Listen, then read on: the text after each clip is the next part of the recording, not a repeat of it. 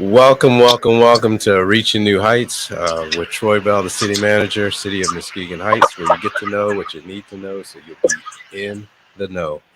So, thank you for joining us in the 2 o'clock time frame every Wednesday. And I'm always excited to get back in touch and share what's going on in Muskegon Heights, a wonderful city of Muskegon Heights. And today I am joined by some special guests. You've seen some before, some you have not seen before. We have with us Ms. Phyllis Laudermill. Say hello, Phyllis. Hello, everybody. Yeah, and you've been here a couple of times before, right? It's been a long time coming, but we're here. Yes. So we got some exciting things to cover, and accompanying Ms. Laudermill is Mr. Montrell. You say hello, Mr. Montrell, Doctor. Yeah, you got to speak into the mic though. Hello, everyone. All right. So, and then we also are welcoming to the show, if I get this right, we have Mr. James Locke. How you doing, Mr. Locke? A pleasure to have you on. Muskegon. I'm sorry, say again. Good afternoon, Muskegon. Excellent. And we have on the line with us Mr. Cliff McLean. Say hello, Mr. McLean. Hello, city of Muskegon Heights. All right. So we got a full house today. So we're excited to welcome everybody to the show today because we want to talk about new houses in Muskegon Heights. So as Ms. Laudermill said, it's been a long time coming, right? Yes. Mm-hmm. All right. So we are that close to kicking off the first new house built in Muskegon Heights since 2014, I think, was the HUD houses. That's been 8 years now. Yes. But that was only 2 or 3. And the first real development since 2004. Right. So about 18 years, right? So, Ms. Laudermill, you, if I remember correctly, you were involved with houses on some level that were built in 2004 or finished in 2004. Yes. Watson Construction at that time we were. Mm-hmm. And so we were so excited just to get to this point. In the rain today, looking for products for excavating. And so we're excited. And we brought along with us our first homeowner who will get his first certificate, which is Mr. Montreal Dockery and his wife. Mm-hmm. So I'm going to let them talk about some things. And I welcome my other team. We have Cliff McLean on the other side. Hi, Cliff. Good to hear from you. See you next week. Time to get to work. And I have longtime mentor and dad, Mm-hmm. Jim Locke, who is coming on as Locke Enterprise with us, bringing us not only finances, but a lot of wisdom. So we have a great team. Beautiful. I'm glad that you're bringing the whole team together. And there's been a lot of anticipation. It makes me think about the ketchup commercial. Some of y'all too young to remember about the ketchup commercial. Anticipation, making you wait. So originally we thought it was going to be in May, and then it was June and July, and now here we are in August. So some of my listeners who have joined the show have been asking and have been putting messages up. When is it going to happen? When is it? We keep saying it's going to happen. You keep telling us it's going to happen, but we don't see it happening yet. And so I want to ask you, when is it going to happen? Well, next week, actually, we actually start clearing the land. Mm-hmm. I think I'll let Montreal talk about their journey. Okay. And it may explain some of the things that why so long, Mm-hmm. and even as a developer, and then I'll jump in after that. Okay. All right. Thank you, Phyllis, and thank you, Troy, as well, Yep. for having me on the show. Absolutely. First, I'd just like to say I like to thank God for even being in this position to even be on this journey and in this house building process. My wife and just everybody, you, Troy, Phyllis, you guys have been on board with me since day one as we went through this process. It's exciting. I can't say it any better than you guys have. It has been a long time. I'm a product of not only the county of Muskegon, but specifically Muskegon Heights, being a Muskegon Heights alum, growing up in this community. So you're a Tiger then, huh? Yeah, All right. by trade, by heart. So I'm really excited. My wife is excited. Our kids are excited, our family. And I don't want to make it all about us because I really want this to be like a light into the community. Because I know there's a lot of young people around my age, and just a message for anybody who's inspiring to do something like this. This will be first-time homeowners, and not only first-time homeowners, will be in a new construction as first-time homeowners. So very seldom do you get the opportunity. So we're just really thankful. It's been a long process from the time we purchased the lots to getting them joined, to floor plans, to site plans, to everything. I've learned a lot through this process. I feel like I can do everything except for build the house, but I've learned everything from A to Z, and I'm still journey. Absolutely, it's a journey. Absolutely. So I thank you all. We're real excited, and so again, just thanks for having me on the show. So for some of our listeners that aren't aware or familiar, Mr. Dockery was one of the first people to purchase a lot on the vacant lot program. And so when we introduced this in 2020, council approved the expedited process by which you could purchase a vacant lot. You could purchase a vacant lot at that time for $100. You had to prepay the taxes for 3 years. You had to commit to build a new house within 3 years, and it had to be for home ownership. And so that program was approved by council so that we would have an expedited process, that if you agreed to all these terms, that instead of going through the normal process, you could sign the agreement, put your cashier's check in, and go straight to council for approval. And so it is wonderful to see one of the first in this process now at the precipice of getting a home ownership, home built, brand new home in Muskegon Heights. And so for some of our listeners that might not know you, and I know being a Tiger, there's probably a lot of folks out there that know you. Class of 2005. Okay. Yeah, all right. I say that proudly too. Yeah. And what's your profession? What do you? I work for Muskegon Public Schools. I wear a few different hats. I'm an administrator with the district. I serve as our middle school athletic director, and I'm also a dean of students at the high school.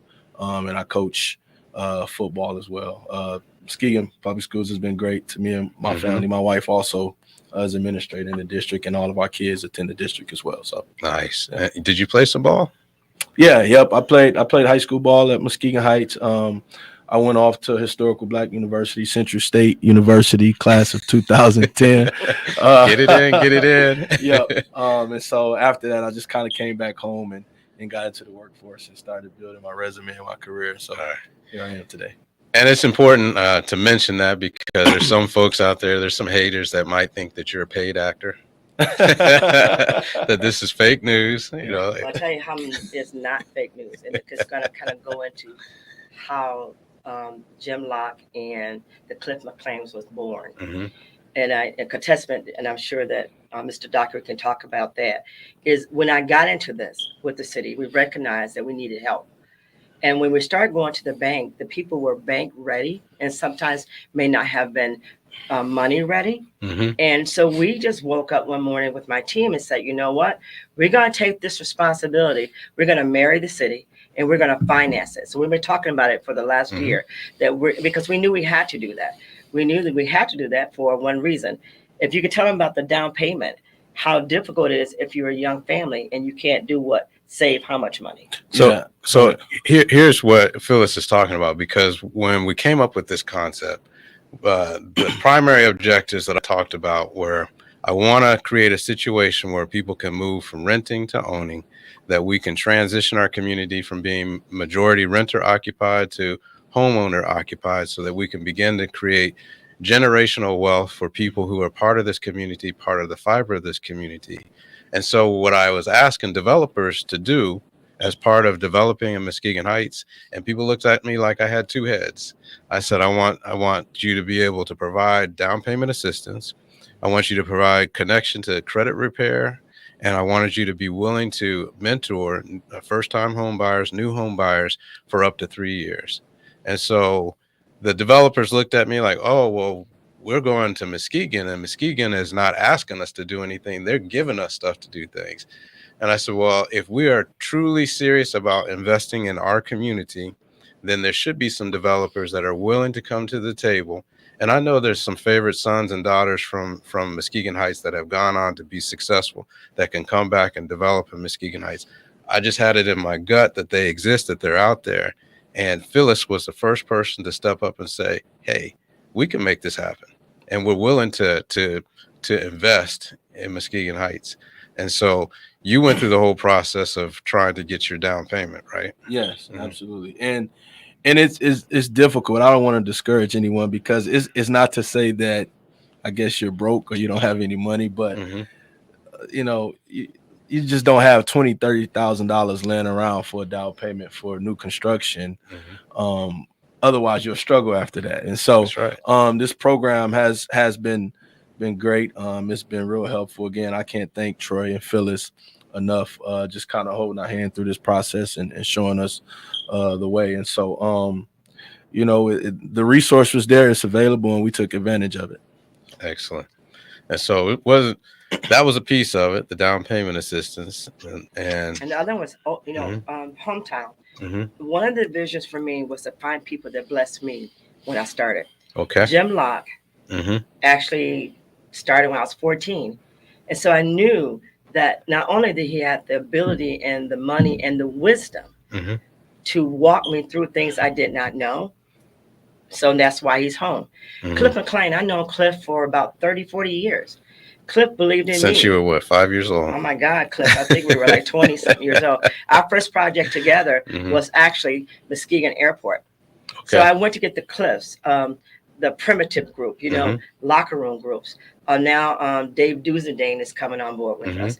I tried to, with the city, pull and Dad pulled some old time folks back. I forgot when I was a kid that they're coming on board.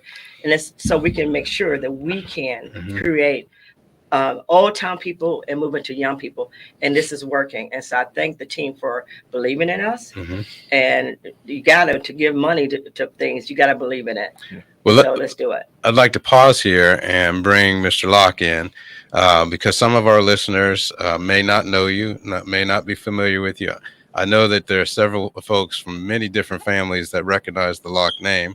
So tell us a little bit about your background and who you are, Mr. Locke. Be more than happy to. If you grew up in Muskegon Heights from 1938 to 1922, you should know some of us. So a lot of us scattered. My family came to Muskegon Heights in 1938. My dad with his two uncles. And we've been here. Work history. I went to Heights, graduated from Heights when Heights was a Class 8 school. Class of 1966 was the last year Muskegon Heights was the Class A school, and I had many classmates that's still around here, and they're also scattered in all over the world, actually, from Panama to Southeast Asia to Europe, and a lot of those people are coming home, have come home. I sent out the word, and I asked the people that I grew up with to call the people that they know, and say, hey, it's time to come home. Come and take a look. Some have been here. Not all have been happy, and more still in route. Right. In fact, tomorrow, a bunch of them will be here. But beautiful. Hey, I worked for the state. Was on the city council for a few years. Worked for Michigan State University, Department of Commerce, the Liquor Control Commission, Department of Corrections. Wow. Marshal Service. Been there, done that. Now, my kids decided that they're willing to throw some money into the pot and try and help our city be where it should be, not where it is. Beautiful. And when I came on board, and folks have heard me say it over and over again, there's so much potential and value in this community, and we just needed to get it started. And so I'm curious, from your perspective, with a long history here, and it's been a pleasure. I just met you recently, but it's been a pleasure every opportunity I've had to sit and chat with you and your background and the wealth of knowledge and history that you have.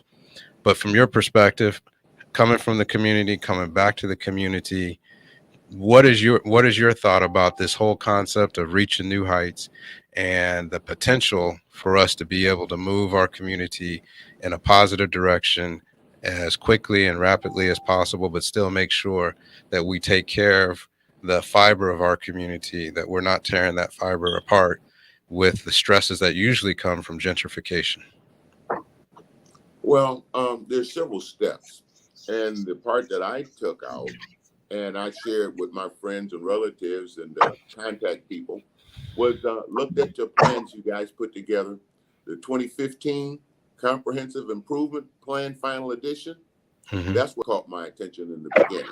Mm-hmm. Then I looked at the plan that you guys did for the water improvement plan for 2015. Mm-hmm. Then I seen that there in 2018, the comprehensive plan was modified somewhat, Mm-hmm. and it's now called the master plan. Right. Those, if the city of Muskegon Heights, government, employees, citizens, rally around, those are some good plans. You spent a lot of money to learn those plans. We built 40-something prisons in 21 years, and we learned something about that, okay? And a prison, all a prison is a mini city. And we built a lot of them in the state of Michigan. You've got people from here that have held every job there is in the state and federal government that would be willing to come home. They just need somebody to say, come on home. Come on home. Right. Come on home. We need you. Mm-hmm. And the mayor and the council has been putting that beacon out there. And we were fortunate enough to partner with the state. They gave us a grant that I requested for $87,000 to be able to do a target market analysis that included a housing study and a retail study. And that housing study came back and said that we could build 175 new homes in Muskegon Heights a year, not overall, a year for the next 5 years, and not meet the demand for new homes in Muskegon Heights. And considering that we have over 1,000 vacant lots to work with, that we are ready to boom, is what that study said. And so, yeah, but one thing that we did nobody's planned on was the inflation rate, and that's going to mess with the money. Oh yeah, time is of the essence. Mm-hmm. Time is of the essence. Mm-hmm. We need to get the moving. Amen to that. Some of the people we want to help out of the market. Right. That's right. And unfortunately, I had hoped we would get started in 2020 when we kicked off the plan, which would have put us well ahead of the curve of inflation. But we are here now, and every second is, like you said, a moment of essence and importance. So we are ready on the precipice to now make that move and accelerate from that point. And it's been some challenges, like you said, the path to getting through the down payment.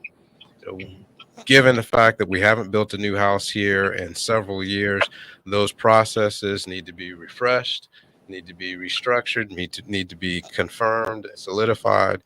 And we have gone through the process of doing that, both on the political side with the council processes, the internal staff processes, and also on the private side with investors, developers, and homeowners. And now we're ready to kick this off. And I think that's why it's important to that we have on the phone here now Mr. Cliff McLean, who is going to be doing some of the construction building to make that happen. And Mr. McLean, can you tell us a refresh, because you've been on the show previously, but not everybody listens every week. Well, I think they probably do. I don't want to count them out. But just in case you might have missed one because of COVID or whatever, Mr. McLean, tell them about your background and in development and your relationship to the greater Muskegon, Grand Rapids area. Well, I actually grew up in Grand Rapids. My parents still reside there in Hudsonville, Michigan. I used to come to Muskegon Heights as a youth, and I done a lot of construction. In fact, I did your airport, your new airport, back in, I think it was the 90s. I don't know the year anymore. but we actually did the work out there at the airport. We did the steel and the concrete on that project. Mm-hmm. I've been in the development and construction arena for actually all my life. I'm a third generation contractor Wow. and first generation developer. Mm-hmm. Beautiful. And so, what attracted you to this reaching new heights, the promise of a new heights concept here in Muskegon Heights? I think that the opportunity to be able to create a platform for minorities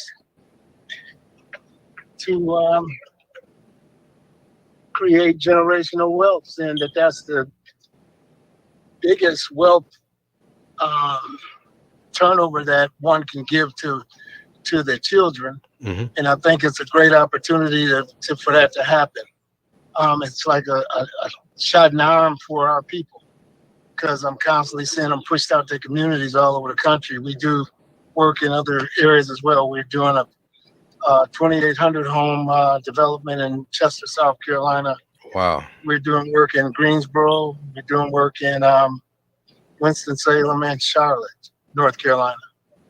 But I'm really excited about getting this project on the road, and hopefully people will enjoy it and they'll start receiving it or digest it the way it should be digested, and understanding is found among the community. Mm-hmm. And I want to thank you and commend you for persevering in this process, because you were one of the original purchasers who proposed to purchase 100 vacant lots, and we whittled that down to 30 to start with as a nice chunk to begin with. And I know it was a difficult process, and we brought it up probably 3 times before it was approved, because it's a big change for our community. To release 29 lots, because it was originally 30, but one of them fell off. 29 lots in one chunk is asking the community to take a big step and a big gamble, putting all those eggs into that one basket, so to speak. And I'm sure you've got communities that are begging you to come in and clamoring for you to come in and throwing everything at you to get you to come in. And here we are in Muskegon Heights, and we weren't at the time, because this is a change, ready to do that. And you're still willing to stand by us. You were still willing to hang in there. Disappointment number 1, 2, and 3, but as I told you, hang in there. It'll happen. Just persevere, and you did, and here we are. So, not everybody, not every builder would I'm hoping that I can change the narrative where we can start trusting one another again. Mm-hmm. If we see positive images of what we can do. All right. And hopefully that's what occurred during the process of us doing these homes. Exactly. And the proof is in the pudding. And I know our community has been hearing promises for the last 10, 15, maybe 20 years, promises of change and opportunity. And so it is not unexpected that anybody would become desensitized to the promise of a new future if you don't see the evidence of it. Well, in defense of that, I think people have promised, but the community have to understand they have to help that promise to happen. Mm-hmm. And so I think what we've done is with Clifton, we'd be remiss if we would talk about our other group, who's a veteran group as well. And that's the Muskegon Heights Investment Group. And they are out in Indiana. And so they're on board too. So when you talk about investments and the Cliffs and the Hercos and the Jim Locks, a community like ours have to understand that charity stars at home and spread abroad, we're home. Mm-hmm. We're going to spread abroad to you. Now, once we've proven to you what we can, we're going to come back with other leaders to say, hey, how do we make this work? I hear all the time, like, well, Muskegon is different.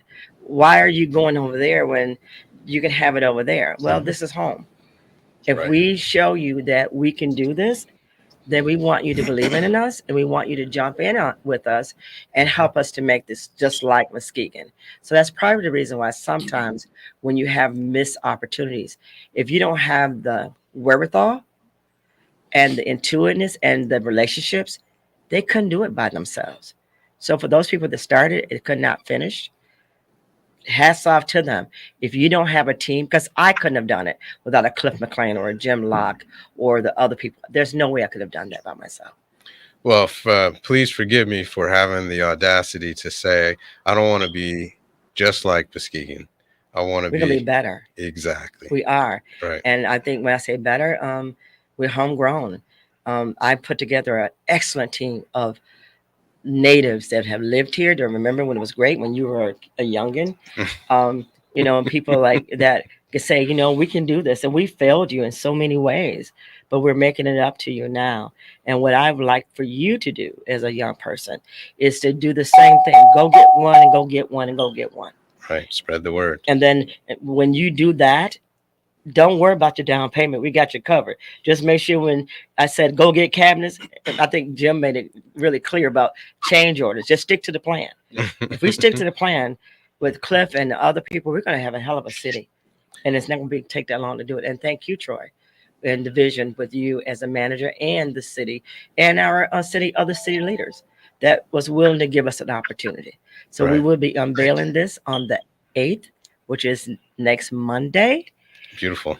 We're hoping that the city So will that come out everybody heard that. next Monday. Next We're Monday. unveiling, Mhm. and we're dressing her up. And we've already started clearing land, Cliff, and we're doing that. And we're just ready. We're eager, and we're so. I know, and when I say I'm humbled, I am gratefully humbled what God has done Amen to that. and what He's going to continue to do.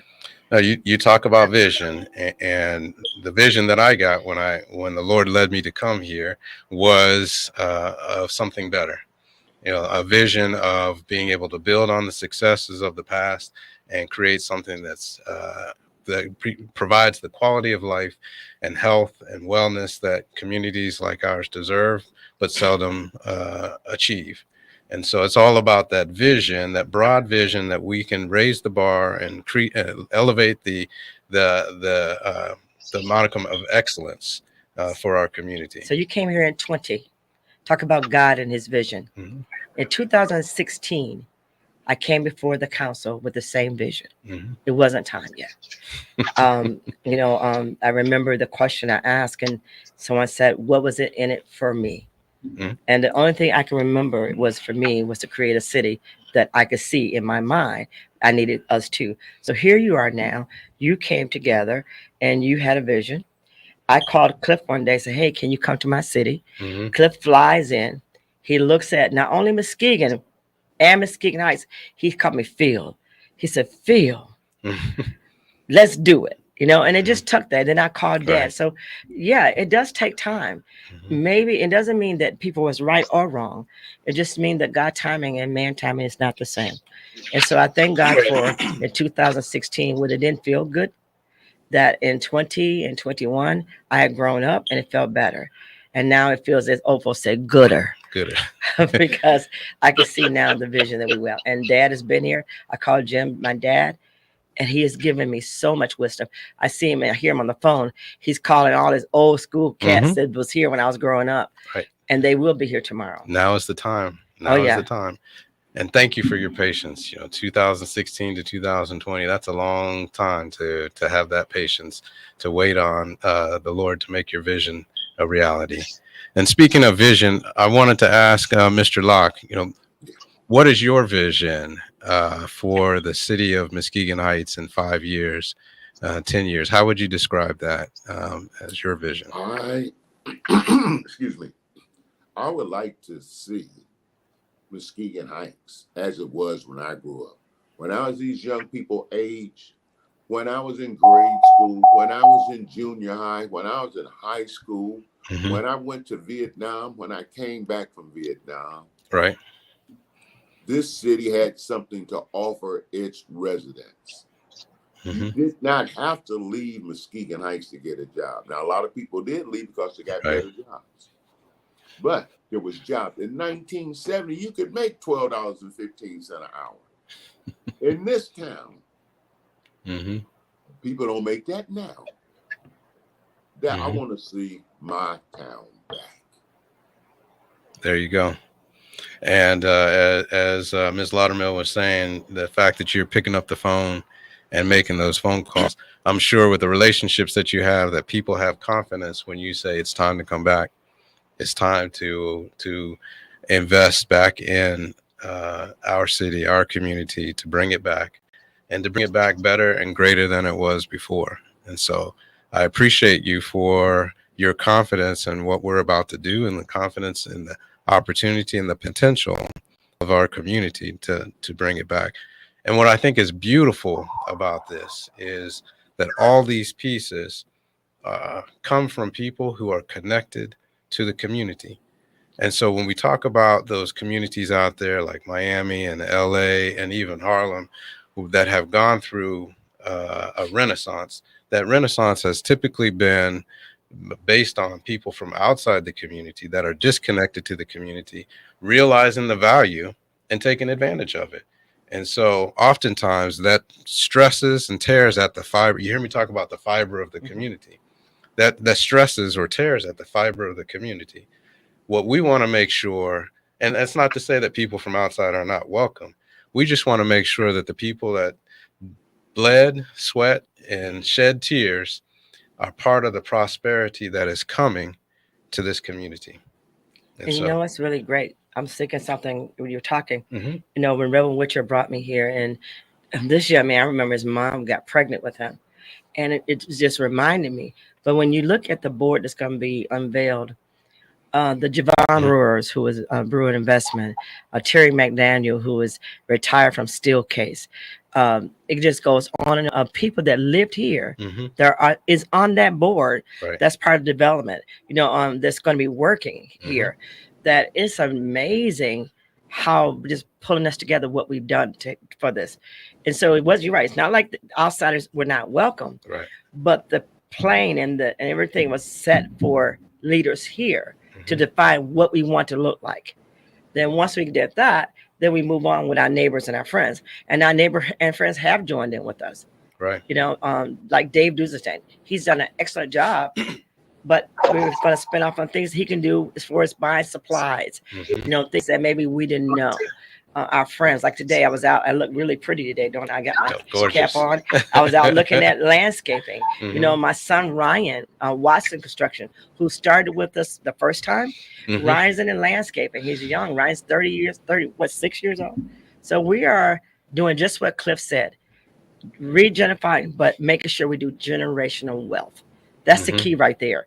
Is keeping that money going. Right. Over and over again. And I can see that we're going to do that. And building our value in our houses. That was the biggest thing, a delay, was when I was trying to get the value. It was so hard just pulling it because we had not built a house so long. Right. And then somebody bought a house for $100,000. A house that the whole world opened up for building. And it was Miss Johnson's house. The developer came in and bought it. Right. From that day on, for me to prove that the houses was worthy, I was struggling with it, right? Right. All of a sudden, the Lord sent this wonderful person, says, I'm going to buy this house on Mapp Street. Right. Not a brand new house. Right. I paid $100,000. So what he says for good, for your good, that was for our good. Right. Then everything else opened off because of that one developer. Don't know him. But I want to say thank you, Bobby Sisk, your Bobby, for buying that house for that amount of money, because then the door opened for us. So when people say, what took so long? It wasn't us at all. It was what hand was dealt to me. Right. You know, and a lot of the pushback that I got originally about asking for credit repair, down payment assistance, and mentorship was that you're asking for something. We need to be giving something. But what I realize is by asking that, the people that come to the table are people that are interested in investing, not just making a profit, but investing in the community. So that was a great filter. You know, if you can't bring these three things, if you're not interested in these three things, then maybe you're not really interested in this community. Maybe you're interested in taking whatever you can get and carrying it away and burying it someplace else. we are looking for folks that are interested in investing in this community, making a little money in the process, but investing in this community. And that's the difference. That's how you have a renaissance, that where the prosperity is shared in the community as opposed to carried off to other communities. I agree. Yeah. And I want to stop for a second and thank Ms. Vines for saying hello. I don't know if you saw it there, Mr. Locke, but Ms. Linda Vines says, hello, Jim Locke. Oh, Good well, to see tell you. her hi. I miss her. All right. I hope she heard you. And then Mr. McKinney, thank you for your comment saying stay the course and the city will grow. So appreciate people sharing the comments during the course of the show. So thank you. And I think Mr. Porter says here about Renaissance was cryptocurrency, something to that effect. I'm not sure exactly where he was going with that, but Andrew, okay, recognize Andrew. Andrew's one of the folks that was part of the giveaway of dirt and plants and flowers. So he pulled that together with his resources. So always happy to welcome you to the show, Andrew. So we are in the home stretch of this. So I just want to reiterate to the community, we're talking about unveiling the new sign on August 8th. Yes. At the council Please meeting? join us at council meeting. Okay. And then I want to thank you again because something that you did with that we asked of you that was very brilliant for us to ask, but very kind of you and the council to say yes. We asked that the plan would be the same. We asked that you would always follow your lead in what you wanted for the city, but you will always remember that we were the leaders in that effort, because once you set a fire to something that's great, everybody wants to join in. Right. And I appreciate you protecting us in that way, that whoever came would do as we would do. That is the most wonderful ask that I could say to you, because my partners that came said, well, what do you do? How do we protect this? We protect this by you protecting us. Oh. And I thank you for that. It's not always easy, but it's the right thing to do. And as evidence, I believe the land bank has come along and has picked up the terms and agreement for the lots and properties that they release, that they follow suit with the plan that we've put in place, which is the engine for development and economic development in our community.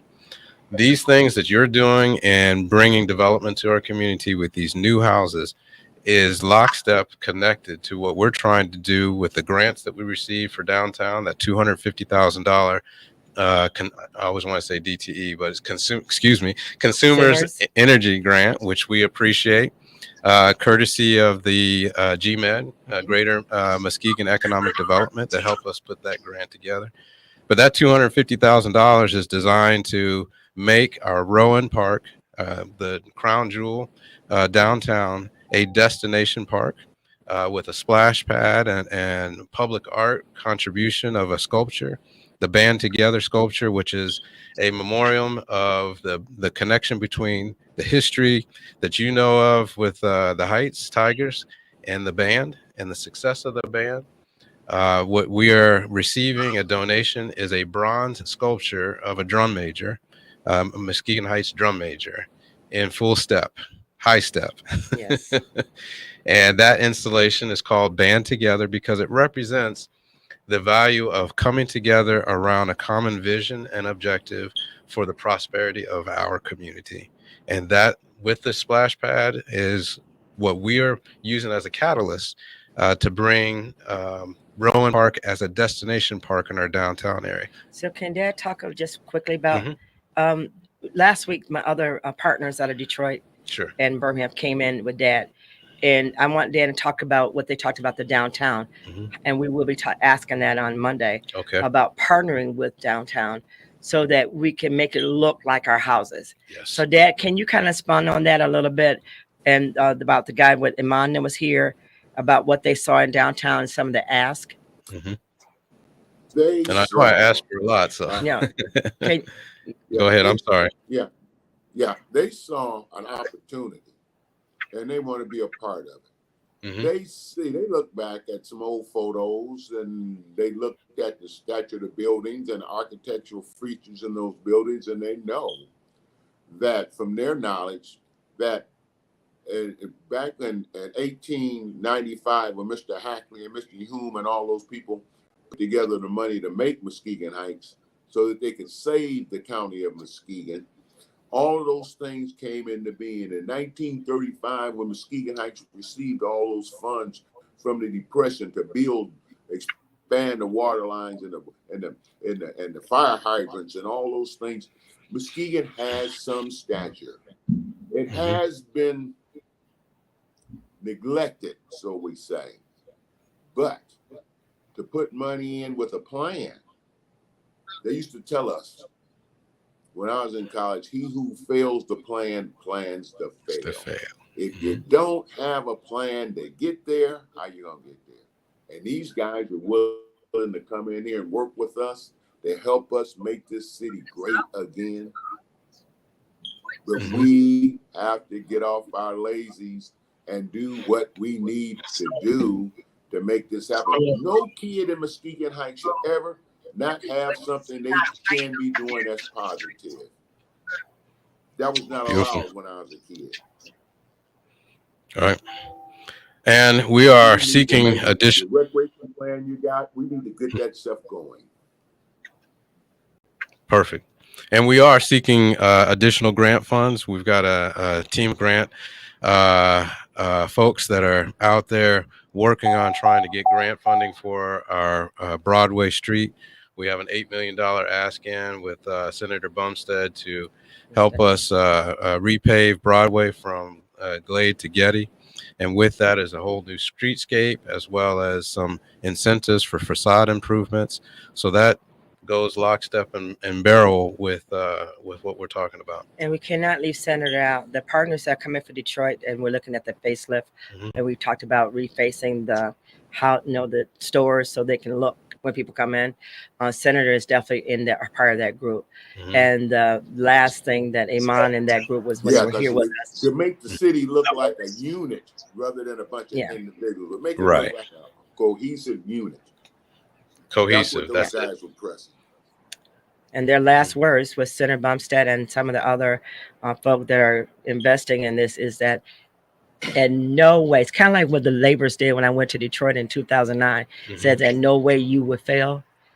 We was at one of the stores here in Muskegon. Actually, we went in and they were speaking to Miss Diane Wilson, and they said that in no way we were sent that she and this team would fail.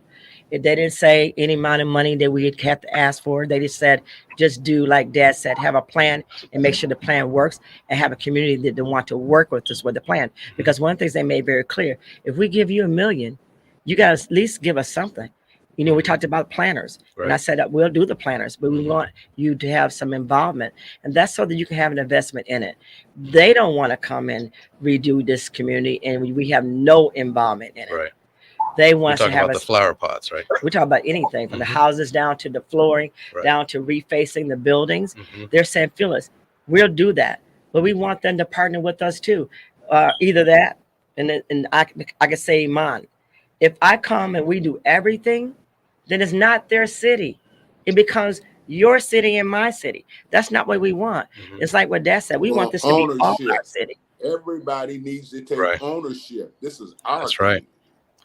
And we can't forget put something in to get something out. You can't just draw money out of the bank and never put anything in and expect your checks not to bounce.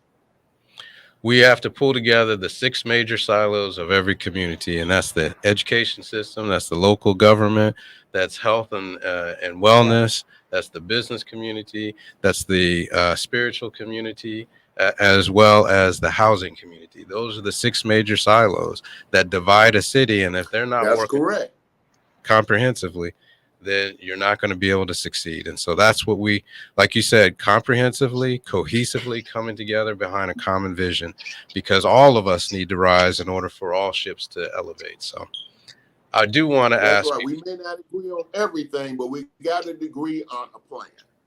Right. Yep. Now, you talked about one house. You talked about Mr. Dockery's house. What are the other sites that you're going to be developing? We have 2 of them on Man Street and Cliff, and we do have one that we're renovating on Howland. And then we have 2, which is going to be right here. We have one on the corner of Hackley, and we have two that's coming on Fifth Street. And so the other developers who are not on the line, remissly so, but so we look at 6 of them. So now we're working on getting the slabs so we can get started, so that they can work within the winter.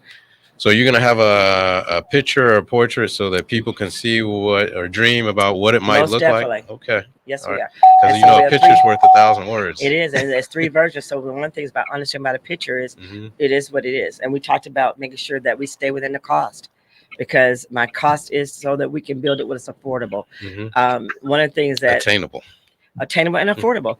With this family, the young family Dockeries, they started out with one vision, and we ended up together with another one.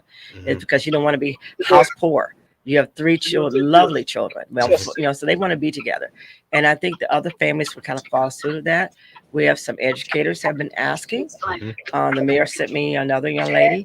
So I think that the council people, they're getting it where we are. I spoke to one of your council persons the other day with you, and I think he wanted to understand what was taking so long. And I think we did a good job of explaining it. I hope so.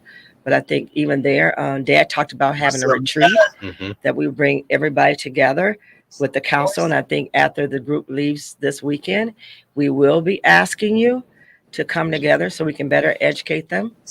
So when there's an ask, so we can work together, they'll know why. So you will be getting that. It won't be just us asking you. We're going to show you. And hopefully by that time, they will look at that vision and then follow us. So I'm going to take a risk here and ask you, how long do you think it'll take to complete the first house? Cliff, is he gone? No, I think It depends on it actually depends on material delivery. Okay. It's all about getting material delivered. It usually take about 45 to 60 days. But under normal circumstances. Okay. But that potentially could change based on that. So we're talking about 90 I like to to, 120. I like to do it in 30 days.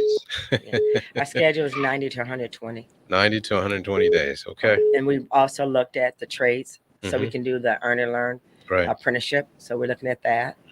We also looked at the kids, and it's amazing. We worked with children last summer just cleaning up, and thank you for helping us with that. So we're going to make sure we can at least bring in, hopefully work with the school, their seniors, so that in the next year they will look at the union as an option if they choose to versus school. So the union, which is Mike Aarons, have been working with us very closely with this, so that we can hopefully get training dollars to train them, which would sometimes cut the cost, especially when contractors don't want to work with people that don't know of the trades. Right. Understood. So we've got those 4 to 6 houses and 120-day range on that. And then is the objective to start on another set when those are completed? After the first phase is to come back. And so we're going to actually start just advertising about housing. So the Loudermill group with Keller Williams, they're our real estate group, and we're going to do a launch on how to create. So these families, we're asking them, go one, get one. So if somebody's interested in getting in line, I know we took some names and numbers before to be considered for purchasing. How do they reach you? How do they get in contact with you? 616-828-6750. Okay. 616-828-6750. Beautiful. If you can't find me, you can find me at the hotel. There's a list there where the hotel is taken for people that want to purchase a home, so they can put their name on there and the number, and we would definitely contact them again. So it's called Lost Landing on Mona Lake. They just go there, and there is a board, and they say, I want a house. And some of them can't be new homes. We're going to renovate some old ones. I want a house. Different price points. Yes. Right. So go there, leave your name and email and a phone number, and we would definitely follow up with you with the application. Okay. And then Flagstar will qualify you, like we did this gentleman, his family, for us as developers to know what we have to do when we build for you. So for instance, you may not be house ready, but if you can show me that in 6 months, I'm going to do credit, I still will build your house, but you have to stick to the plan. Right. So if you are a Section 8 person, we're going to build for those people as well, but they're owning their homes and not just renting, because I do not want renters. So it's an 80-20. Section 8 pays that part and they pay the other. Beautiful. All right, looking forward to it. So we've got just a minute left, and I want to remind everybody as we wrap this up that the demolition is about to start on Peck and Sherman, another project that is right on the horizon. So look out for that. Also, we have some great plans in store for Mona Lake Park, and we're working on that, getting that facility up and running down there at the park. We had somebody from the state come in from Michigan Economic Development Commission that said that this is a jewel and they want to be part of the renaissance and the renovation of that facility. So that was excellent news that they saw the potential and value that we already know is there, and they're willing to put their money where their mouth is. So great things coming down the pipe on that. Also, I want to quickly let everybody know you need to go out to our website, muskegonheights.us/ARPA, ARPA. Fill out the survey.